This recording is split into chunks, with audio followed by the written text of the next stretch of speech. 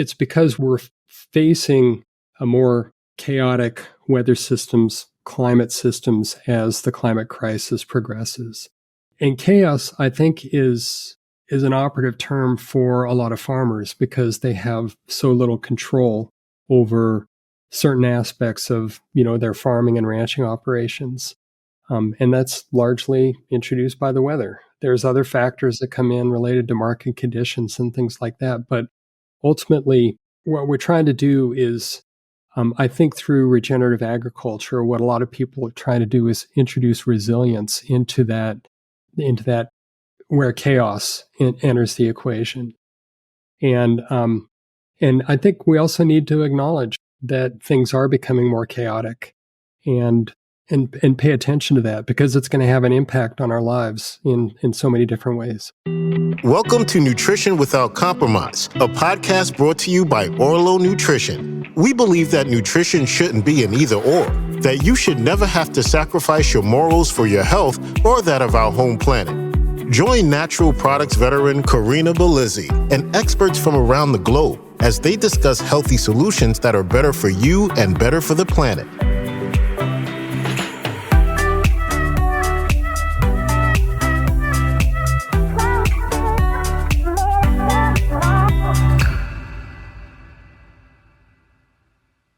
Hello and welcome to another interview episode of Nutrition Without Compromise. As we kick off today's episode, I'd like to share some incredible news from Orlo Nutrition. We've just launched our new line of Icelandic Ultra Spirulina products, a unique nutrition source that provides the most bioactive forms of vitamin B12 and iron, all from this truly amazing and vegan source. From supporting your immune system to brain function and energy, we've really got you covered. Visit orlonutrition.com today and check out the tasty Brain Performance Bar in coconut cookie dough flavor. That's a favorite of mine. I've got a bar right here. As well as the Focus and Memory Gummies. This has phosphatidylserine at research levels as well as lion's mane, standardized to beta-glucans 1,3,1,6. These formulas are delicious and you'll feel the difference. Use the coupon code NWC at checkout for an extra 10% off. Now, if you're a foodie who cares about the environment, you are in for a treat today.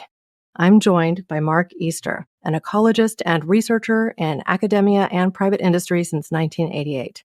As a greenhouse gas accountant, his mission is to understand how greenhouse gases move into and out of soils and plants, on farms and ranches.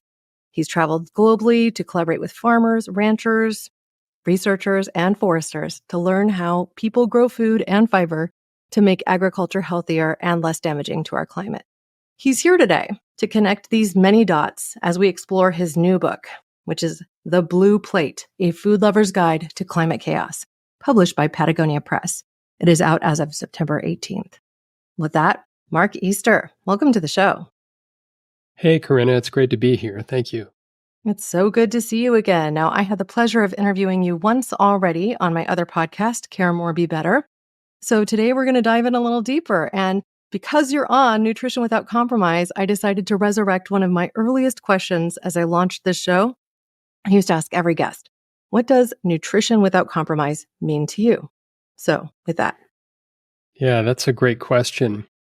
For me, food is just so personal to all of us and to me, and it's hard to think about compromising when it comes to good taste, what we want to, present to our families and to our friends and, colleagues if we're hosting a party or something like that. And I want the food to really be a reflection of me and my family and what my values are.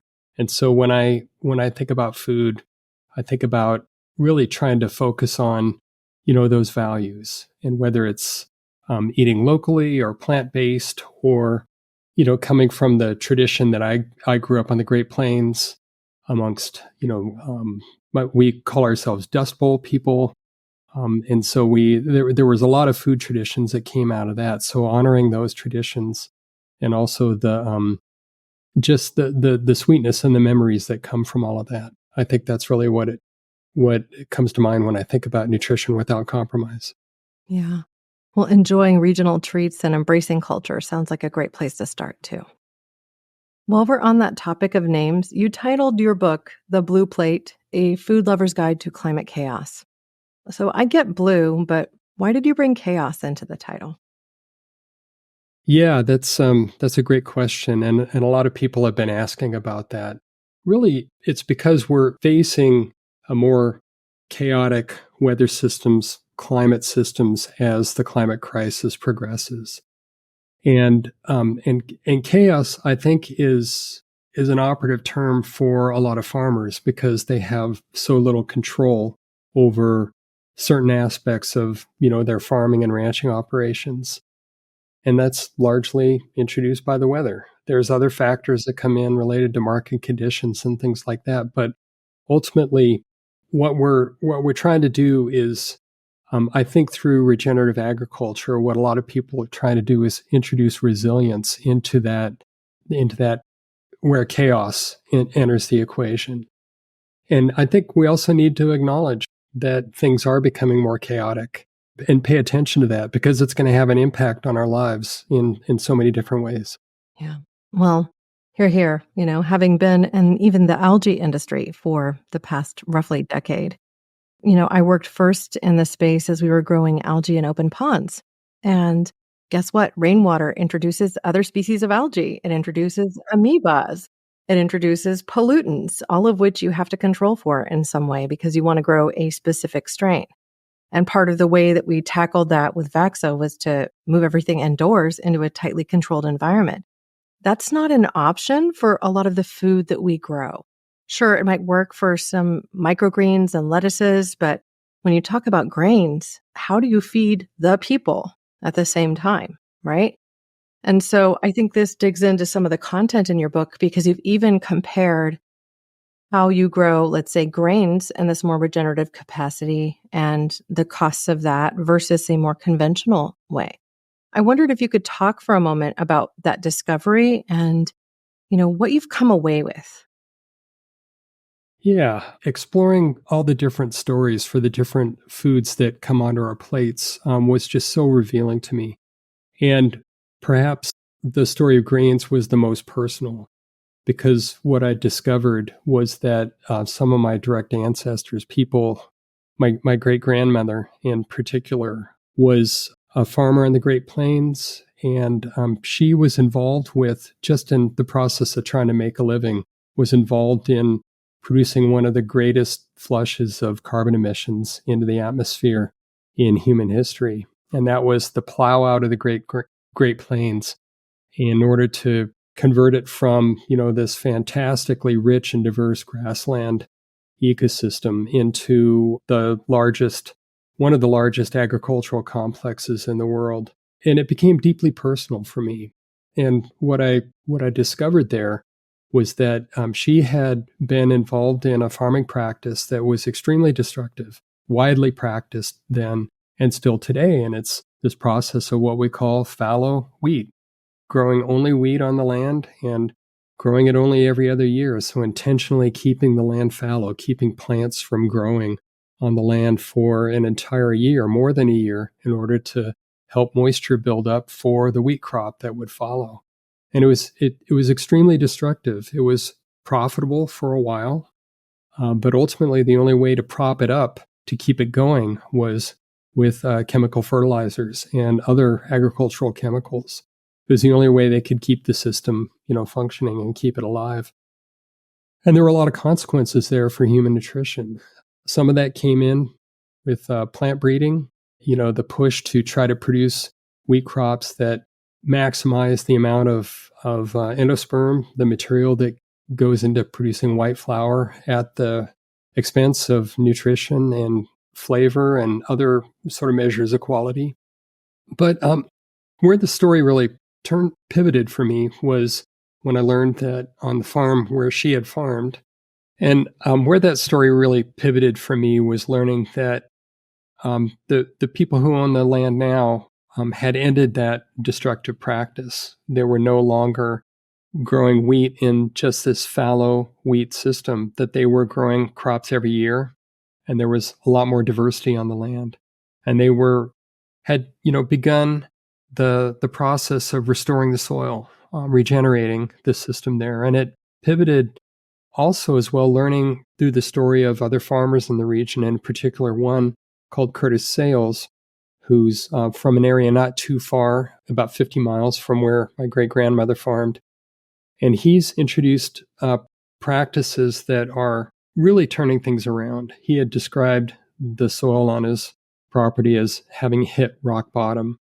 And through the practices that he's engaged in, he's not just restoring the health of the soil and the health of the system, but he's producing much more nutritious crops for the human food that he's growing, as well as for the livestock that graze on his lands as well too, that are integrated back and are helping to restore the soil health as well too. So it's really heartening to see that. And I'm personally just delighted to see that the research lines up that show how regenerative practices, restoring the soil, improving the health of the ecosystems, drawing down carbon dioxide from the atmosphere into the soil is also leading to healthier foods, better nutrition for people and for the livestock that we depend upon. Yeah. I mean, there's no conversation about food that can really go forward in this day and age without talking about grains, because grains are grown to feed the animals. Grains are grown to create nutrition for humans around the globe. And, one thing I've always remarked on is the fact that astronauts, when they go into space and they look back and they see this bright blue marble and the expanse of nothingness around it, they often come away with the sense that our planet is essentially an oasis. And they then planetary perspective that seems to integrate an understanding that all of these systems are connected in a much more profound and deep way. Mm-hmm. Yeah, exactly. That was the inspiration for calling the book The Blue Plate, that spinning blue marble that the Apollo astronauts first saw, the first humans to see it in the photographs that they sent back, brought back with them from deep space and the moon explorations. To see that and recognize it as home, and also how just incredibly fragile it appears to be, and so incredibly beautiful as well too. Yeah, I mean, I often think on that and then wonder, how might we help change the perspective of more people while their feet are firmly planted on this beautiful blue planet, to help them understand that greater perspective? Because I think so much of what we end up arguing about when it comes to our global food systems and whether climate change is real and, you know, subsidizing certain crops and not really thinking about other crops at the same time, it kind of circles back to this one challenge of not really seeing everything we have here as an integrated system. So I wondered how your work with this book and otherwise might help people along the way, invite them perhaps to think a little bit more beyond the blue plate to the blue planet. Hmm.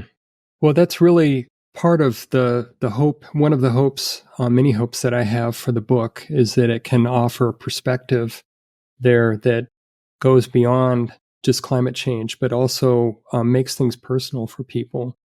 And I think one of the things that's so interesting about the climate crisis today is that whereas as a population, and it's not just here in the US, but it's around the world, whereas people may be divided about the causes and the potential consequences of burning greenhouse gas emissions and creating the climate crisis, we are pretty united around the solutions. People are excited about converting from burning fossil fuels to using wind and solar and geothermal as alternatives to that. And people are generally excited about pivoting to electric transportation and away from other forms of heating our homes and getting around. And we're starting to see the same thing with food that I think is so interesting. People are excited about the solutions to that are coming with regenerative agriculture. Just the very notion, I think it's a great term, calling these practices regenerative. I think speaks to the hopes and dreams and wishes of an awful lot of people because there is so much concern about the direction that things are going in so many different aspects of our lives.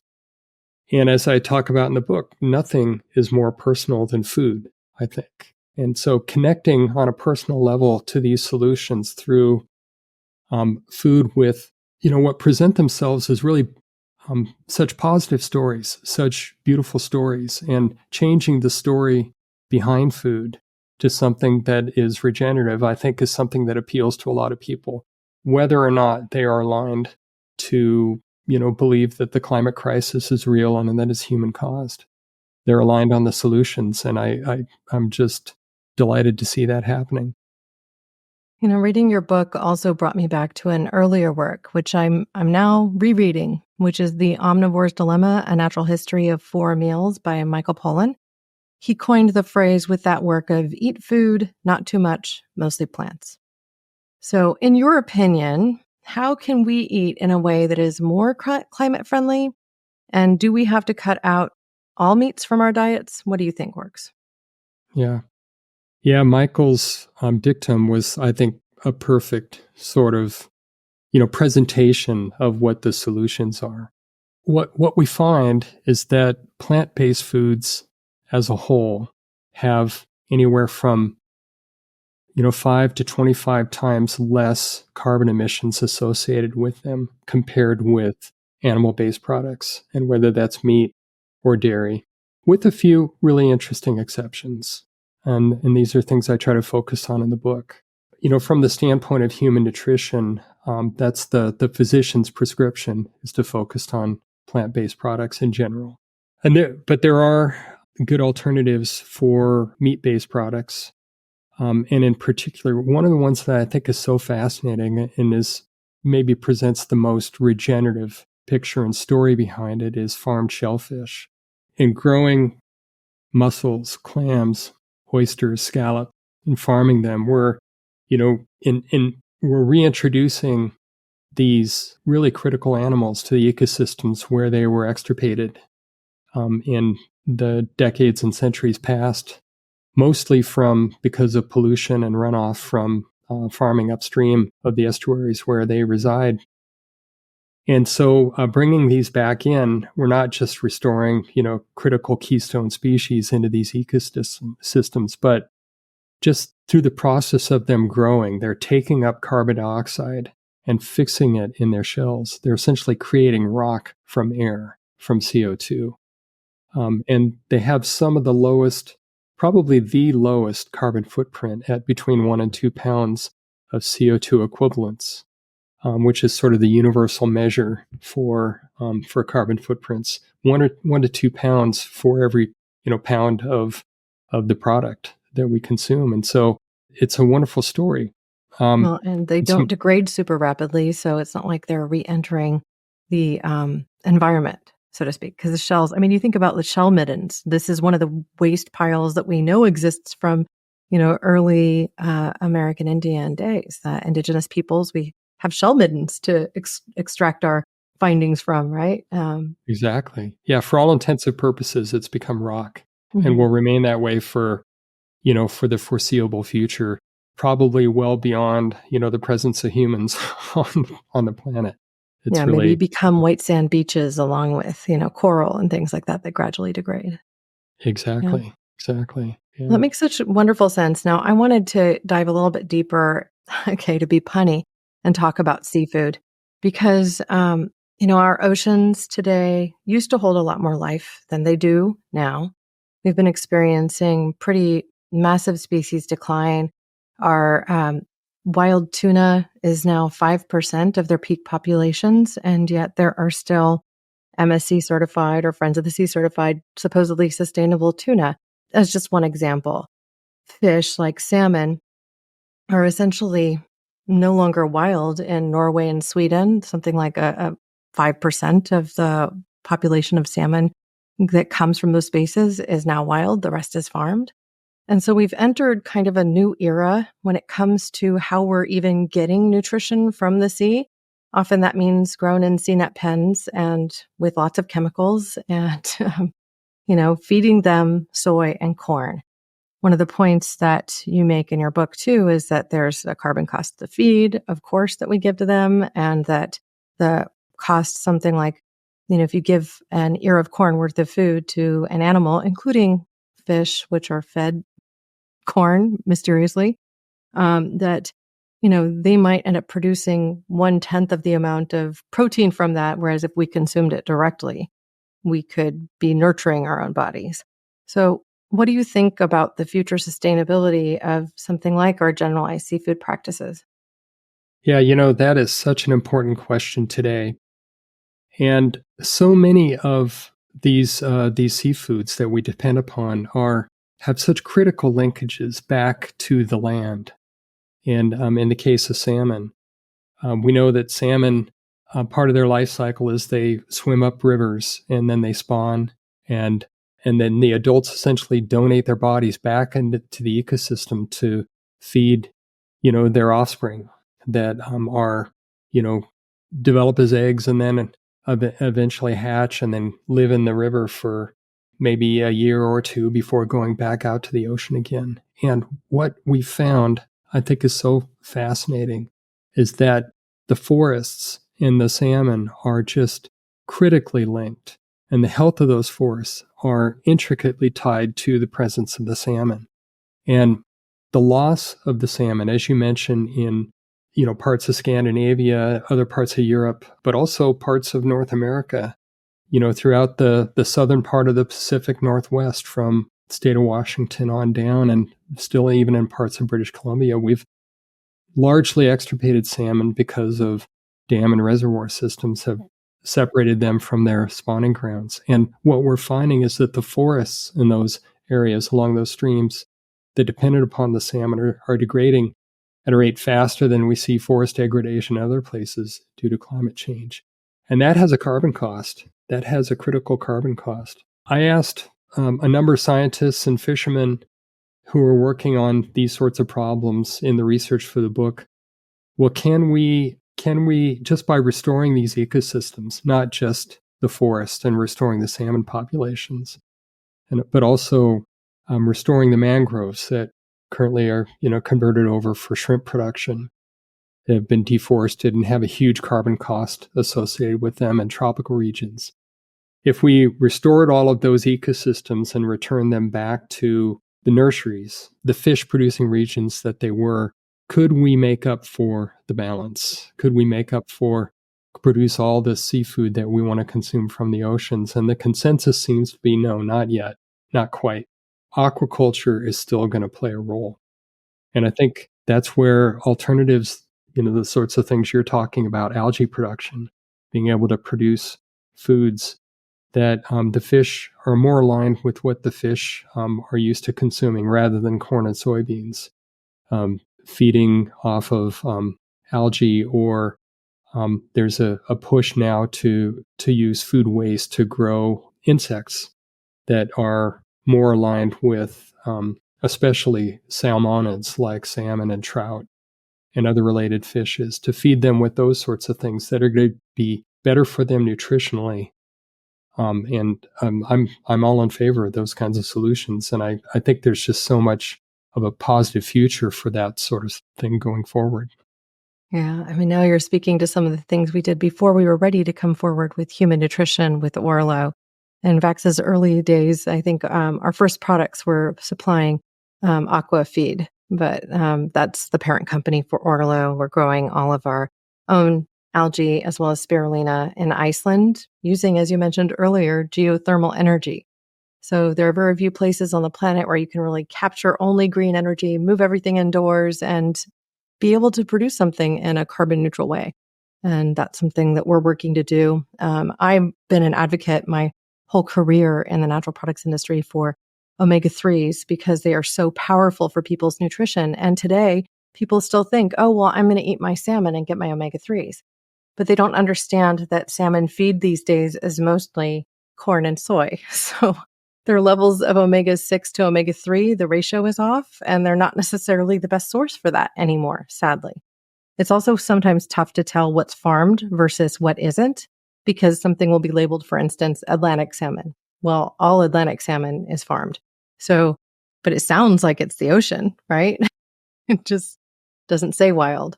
So I think getting people to think a little bit more deeply on those things, if they're looking for a supplement of omega-3s, perhaps they'll consider algae as opposed to fish oil, and they could support themselves with Orlos, which is more bioavailable anyway because it's in the polar lipid form. It's such a big challenge to tackle, and I know there are other resources out there too, in addition to your book, which also artfully explains what fish are more responsible than others. I had known that farmed shrimp were problematic, but I didn't realize how much so. That's the big bar on this chart that I'm showing on the screen right now from page 149, 148 to 149. You have this bar that essentially shows the impact deforestation to farm them has had. So you're integrating an understanding of not only the changes we've made to the environment to be able to farm them, but then also the processing, the fuel, the feed, and the waste and all of that to really ascertain where we are.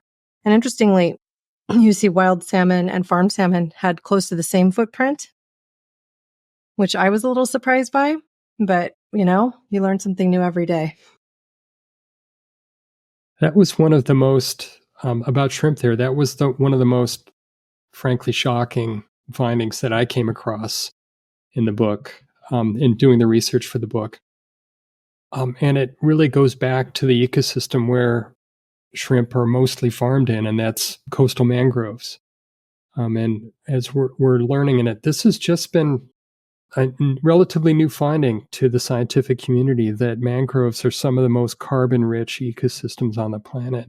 They, on average, they have, their carbon stores are comparable to redwood forests and other, of the great, wonderful forests of the Pacific Northwest and other temperate rainforests. It's extraordinary, and in some parts of the world, even more. And it's also, I think, incredibly ironic that we're finding that these tropical mangrove systems are some of the most critical nurseries for wild fisheries in the world. And those nurseries are so important for producing the wild food stocks. And in fact, were so critical for producing the wild shrimp populations that formerly were fished in these areas in much greater abundance than now, because in so many parts of the world, those mangroves have been cleared, they've been deforested and replaced with ponds to grow, to farm shrimp and other fishes, but largely shrimp. Well, And that short-sighted, carbon, right? Because they yeah, also help to preserve the coastline. And exactly. We're finding that mangroves are so important to protect the communities that are inland. Exactly, protect the coastline from sea level rise and storms, the increasingly intense storms that we're experiencing these days. And so, yeah, it's restoring that and restoring the focus on the role that native ecosystems can have in producing those foods, but also moving aquaculture into sustainable systems away from these where we're essentially raising existing ecosystems in order to replace those ecosystem services with human engineered services. We've got to be a whole lot more thoughtful about that going forward. wow. Well, another thing I was hoping we could kind of close out this conversation as we prepare for this last section of the interview is really to talk about the hopeful side of your research and where things have really revealed themselves to be possible contributors to dampening the emissions curves that we've seen and that ultimately are part of the solution as opposed to part of the problem. So we already know, like, we need to restore the mangroves and maybe cutting down forests to make land for for grazing or monocropping is probably not the best thing. But who's doing it right and what can we learn from them? Yeah. Those are the hopeful stories and optimistic stories that I try to present in the book. And those are the stories of the farmers and ranchers who are really rewriting the story of food that they produce through regenerative practices. And there's really two things that they're doing. They're reducing emissions. They're reducing their reliance on chemical fertilizers and fossil fuels and reducing the amount of equipment needed to grow their crops. which is all so exciting and critically important. But they're also doing work that draws carbon out of the atmosphere, pulls carbon dioxide through photosynthesis back into the plants and therefore back into the soil, and through changes in their practices allows that carbon to remain in the soil, which is the greatest repository of carbon on the planet outside of the oceans. It's just extraordinary how this thing that a soil scientist named Nikiforov labeled the excited skin of the planet, how this sort of thin skin, just a few meters deep, just holds so much carbon and is the basis really for our life. And there's so much optimism and positivity amongst the farmers that are doing this, who are seeing the benefits coming from just the resilience I mentioned before, the healthier, more nutritious food that they're producing. But it's also making them less susceptible to the impacts of the chaotic climate that is starting to present itself through the climate crisis. And it's really, a number of farmers have described it to me as a no regret strategy. Even if they were not sequestering carbon in the soil, and even if they were not reducing the emissions from their system into the atmosphere, they see so many other benefits that are coming from it. And that just is such a good and positive story.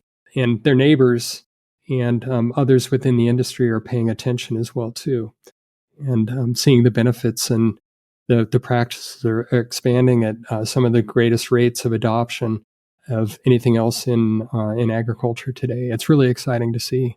Mm. Healthier soil, healthier animals, more resilient crops, less prone to drought, less Dust Bowl situations, Yeah. right? When we look at the extremes, you think about what really led to that. We basically stripped all the windbreaks too, right?